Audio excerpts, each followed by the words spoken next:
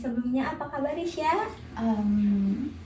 Baik-baik saja. Baik-baik saja. Ya. Nah, apakah posisi duduk Risya saat ini sudah merasa nyaman? Sudah. Sudah. Apakah posisi duduk Ibu saat ini sudah terlihat nyaman oleh Risya? Sudah. Ya. Apakah kurang geser ke kiri atau ke kanan? Cukup. Cukup. Baik. Nah, sebelum memulai sesi konselingnya, Ibu izin memperkenalkan diri terlebih dahulu. Perkenalkan, nama Ibu Nadia Triwadani. Di sini Ibu sebagai konselor yang akan mendampingi proses konseling Risya ya pada pagi ini ya. Nah, sebelumnya Risya mengetahui layanan konseling ini dari platform apa? Instagram. Instagram, baik. Berarti dari Instagram ya. Iya. Nah, untuk sebelumnya Risya apakah pernah mengikuti sesi konseling atau sudah sebelumnya? Belum. Nah, Ibu izin memperkenalkan diri terlebih dahulu ya. Konseling itu apa? Nah, konseling itu adalah proses bimbingan yang dimana pemberian bantuan dari seorang konselor untuk konseling, yaitu Risya sendiri ya, yang dimana ini tuh untuk mengatasi kebingungan, permasalahan, ataupun dilakukan dengan melalui diskusi dan tatap muka seperti yang akan kita lakukan saat ini. Nah, ini juga dilalui dengan tujuan yang membantu situasi yang dialami oleh konseling, yaitu Risya sendiri. Nah, sebelumnya ada yang ingin ditanyakan terlebih dahulu? Enggak. Tidak, ya cukup ya. Nah, untuk sekarang mungkin ya Risya, apakah ada yang boleh mengetahui proses konseling ini gitu, mau itu dari orang tua, dari teman-teman, atau bahkan dari rekan-rekan gitu? Mungkin kalau untuk orang tua nanti saya beritahu sendiri, tapi kalau untuk orang lain tidak, cukup ibu aja. Ya, berarti ibu saja ya yang boleh mengetahui. Untuk urusan orang tua itu biar Risya yang itu sendiri ya. Nah, baik. Sebelum memulai sesi konseling juga, Risya, kan dari konseling itu ada asas-asas yang harus dipatuhi terlebih dahulu ya.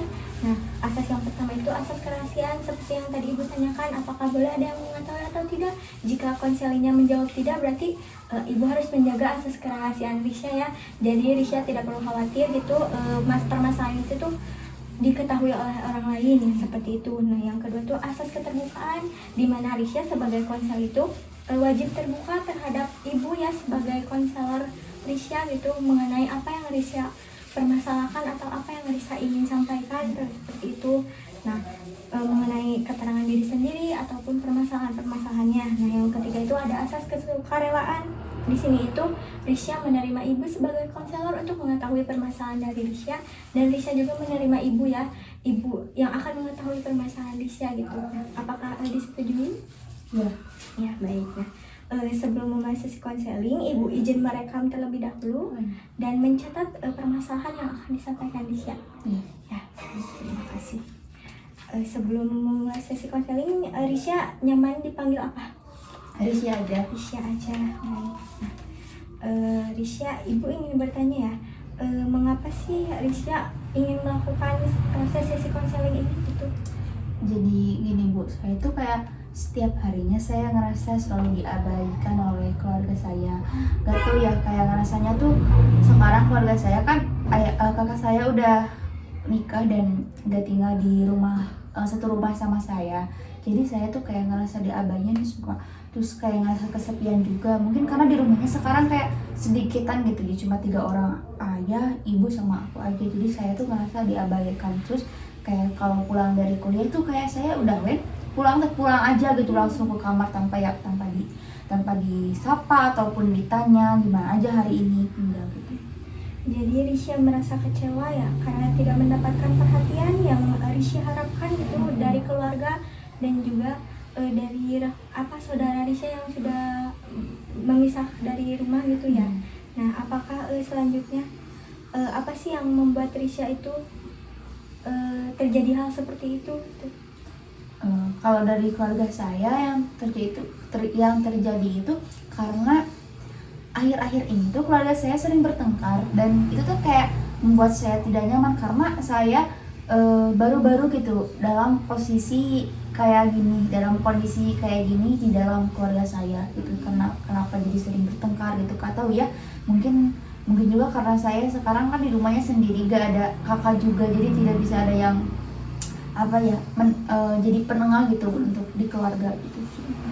Jadi Risya cemas dan sedih ya karena ketegangan yang terjadi terhadap orang tua Risha di rumah seperti itu. Nah, apakah dalam masalah ini Risha ada tekanan untuk diri sendiri? Iya, sangat.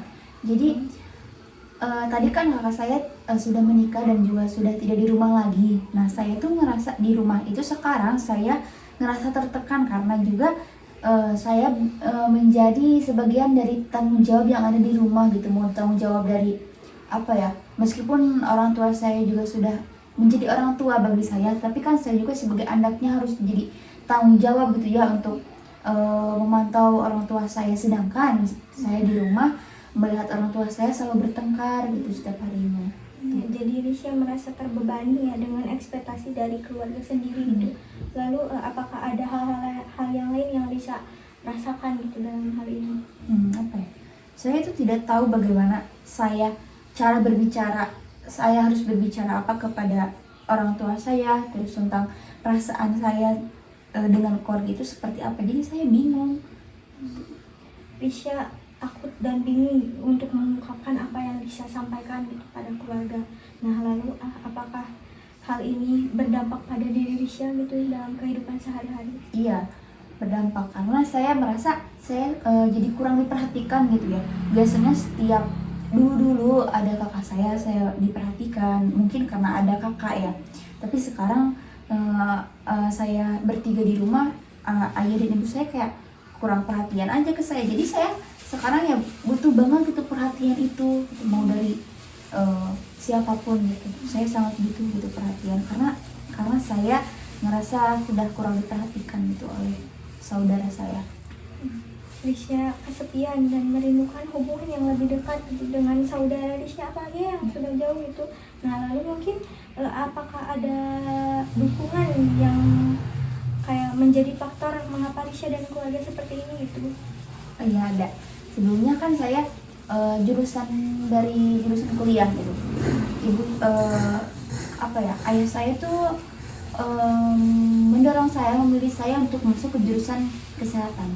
Tapi saya dan ibu saya lebih suka saya masuk ke jurusan keguruan gitu, karena saya dari keluarga yang emang basicnya tuh keguruan. Jadi saya mikirnya ya udah aja saya keguruan karena ada pegangan juga dari keluarga saya semuanya jadi guru. Tapi kan kayak ayah saya melihat kalau kesehatan itu nantinya bakal gampang untuk mencari pekerjaan, dan juga melihat dari kakak saya kan kesehatan ya. Tapi saya ngerasa kesehatan itu tuh bukan passion saya untuk di situ, karena ibu tahu kan kalau kesehatan itu berpegangan sama nyawa dari seseorang. Nah, saya takut gitu, saya takut tidak bisa, dan saya juga takut berhenti di tengah-tengah aja gitu karena tidak cocok dengan passion saya di situ.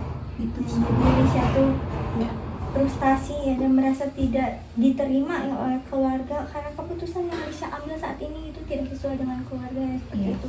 Nah, lalu apakah Risha nyaman dengan keadaan ini? Mungkin ada hal lain yang di rumahnya itu kayak menjadi tradisi gitu yang harus dipatuhi? Oh iya, banyak. Dan kayak saya selalu bingung setiap harinya gitu, karena dengan kalau misalkan saya berarti strict parents gitu ya, dan banyak banget tradisi yang yang tidak boleh dilakukan di keluarga saya. Mulai kayak ini maksudnya ke tradisi bukan kalau saya harus pulang dari luar itu sore gitu. Iya.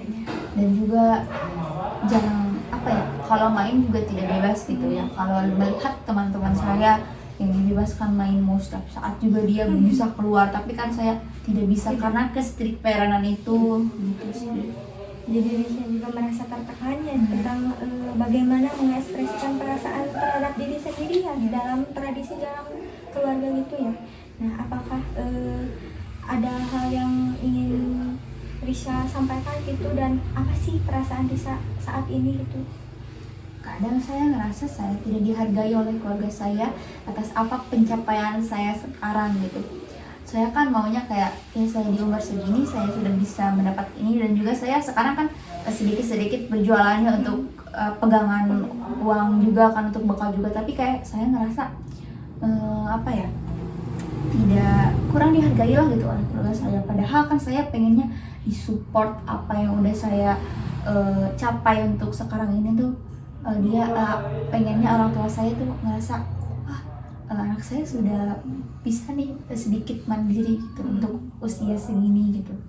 Jadi Risha sedih dan kurang berharga ya, karena kurangnya pengakuan dari keluarga ya, seperti itu. Nah, apa sih yang menjadi faktor utama dalam keseharian Risha? Risha tuh kayak tertekan gak dalam menjalani hal ini gitu? Ya, sangat tertekan. Saya juga merasa sangat terbebani dengan adanya konflik antara keluarga saya, ayah dan ibu saya gitu, dan saya dengan orang tua saya. Jadi saya merasa sangat terbebani sekali dengan adanya konflik itu. Jadi bisa terbebani di tengah-tengah masalah yang telah dihadapi gitu ya, maupun dari diri sendiri dan keluarga. Lalu apakah Risha merasakan hal-hal yang apakah Risha merasakan hal-hal yang tidak enak gitu dalam diri sendiri terhadap situasi ini? Sangat tidak enak karena ngerasanya dulu kan keluarga saya harmonis gitu, tapi saya sekarang harus menjalani dengan hari-hari yang dengan banyaknya konflik dari keluarga saya. Karena saya juga di rumah kan cuma bertiga, saya, ibu saya, dan ayah saya. Jadi saya gak ada pegangan lagi selain diri sendiri lah gitu ya. Karena kakak saya kan sudah gak ada di rumah, jadi dia kayak lost aja gitu. Pasti kurang mengerti dan kurang tahu juga kondisi di rumah saat ini kayak gimana gitu sih. Jadi saya sedih juga menghadapi kehilangan yang mendalam dari peran-peran keluarga ya, dan saudara-saudara Risha yang sudah memiliki keluarga gitu ya, tidak berkumpul lagi. Nah, baik Risha ya, untuk sesi konseling saat ini mungkin cukupkan dulu sekian. Ibu akan menganalisis dulu ya permasalahan dari Risha. Semoga di kelanjutannya Risha dapat berkomunikasi lagi dengan Ibu. Terima kasih ya.